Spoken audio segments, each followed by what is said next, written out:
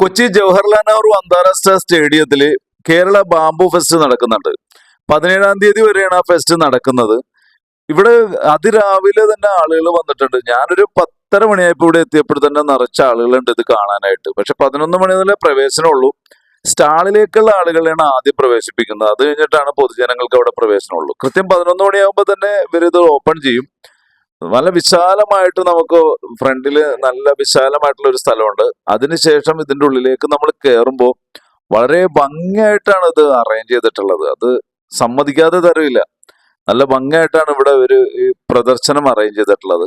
ഒരു കഷണ്ടിയുടെ മരുന്ന് വിൽക്കുന്ന ആളുകളാണ് ഒരു ചേട്ടനാണ് ഫസ്റ്റ് കണ്ടത്. പിന്നെ നമ്മളുടെ പഴയ നാടൻ മുറം, കുട്ട, അതുപോലെയുള്ള സംഭവങ്ങള്, കുട്ടകളൊക്കെ കണ്ടു കഴിഞ്ഞാൽ നമുക്ക് വാങ്ങിക്കാൻ തോന്നും. അത്ര കൊതിയാകും. പഴയകാല ഓർമ്മകളൊക്കെ ഉണ്ട്. അതുകൂടാതെ നാഴി, മുളയിൽ